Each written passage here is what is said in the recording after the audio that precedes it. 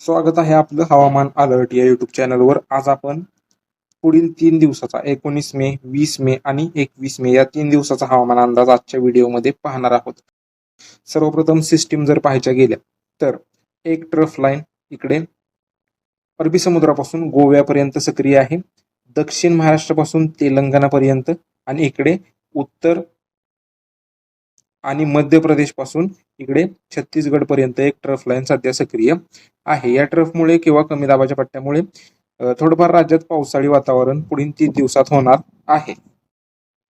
यानंतर जर मान्सून बद्दल जर पाहायचं गेलं तर 16 मे ला मान्सून इकडे श्रीलंकेच्या दक्षिण भागात तसेच बंगालच्या उपसागराच्या दक्षिण भागात पोहोचलेला आहे, अंदमान निकोबार बेटात पोहोचलेला आहे आणि 18-19 मे रोजी यांनी थोडीफार प्रगती केलेली आहे.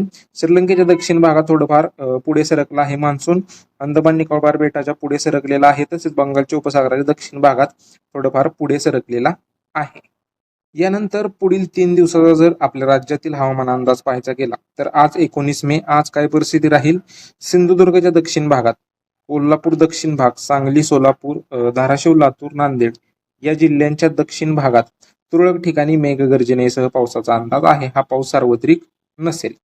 सातारचे पश्चिम भाग एकाच दुसऱ्या ठिकाणी, पुण्याच्या दक्षिण भागात सुद्धा एकाच दुसऱ्या ठिकाणी, तसेच अहिल्यानगर, बीड च्या दक्षिण भागात, बीडच्या पश्चिम भागात एकाच दुसऱ्या ठिकाणी मेघगर्जनेसह पाऊस होण्याचा अंदाज आहे, पण सार्वत्रिक पाऊस नसेल. नागपूर, गोंदिया, भंडाराच्या उत्तर भागात एकाच दुसऱ्या ठिकाणी, तसेच इकडे गडचिरोली, चंद्रपूर, यवतमाळ या जिल्ह्यांच्या दक्षिण भागात तुरळक ठिकाणी स्थानिक ढगनिर्मिती झाली तर एकाच दुसऱ्या ठिकाणी पाऊस होऊ शकतो. राहिलेले जे सर्व जिल्हे आहेत पावसाची शक्यता आजसाठी नाहीये. यानंतर उद्या थोडंफार पावसाची परिस्थिती वाढण्याचा अंदाज आहे. सिंधुदुर्ग, कोल्हापूर, सांगली तसेच सातारा, पुणे हा जो पट्टा आहे या भागातून तुरळक ठिकाणी मेघगर्जनेसह पावसाचा अंदाज राहील.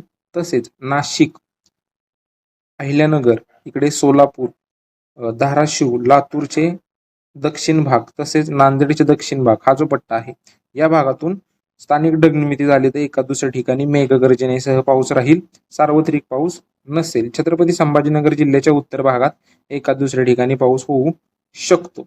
बाकी इकडे रायगडचा पूर्व भाग जो आहे, रत्नागिरी पूर्व घाटभाग, सिंधुदुर्गचा पूर्व घाटभाग या भागात स्थानिक ढगनिर्मिती झाली तर तुरळक ठिकाणी मेघगर्जनेसह पाऊस होऊ शकतो. पूर्वेकडचे जे ढग आहेत ते पश्चिमेकडे सरकले तर उर्वरित विशेष पावसाची शक्यता राहिलेल्या जिल्ह्यातून राज्यात नाहीये. त्यानंतर 21 मे ला सिंधुदुर्ग, कोल्हापूर, सांगली, पुणे, सातारा, कोल्हापूर हा जो पट्टा आहे तुरळक ठिकाणी मेघगर्जनेसह पावसाचा अंदाज. सोलापूर, धाराशिव, लातूर, गडचिरोलीच्या दक्षिण पूर्व भागात एका दुसऱ्या ठिकाणी मेघगर्जनेसह पाऊस होऊ शकतो. तसेच अहिल्यानगर, नाशिकचे एकाच दुसरे भाग, छत्रपती संभाजीनगरचे एकाच दुसरे भाग तुरळक ठिकाणी म्हणजेच एकाच दुसऱ्या ठिकाणी मेघगर्जनेसह पाऊस होऊ शकतो स्थानिक ढगनिर्मिती झाली तर. राहिलेले जिल्हे आहेत पावसाची शक्यता राहिलेल्या जिल्ह्यातून नाहीये. बाकी सध्याच्या अपडेटमध्ये एवढंच. धन्यवाद.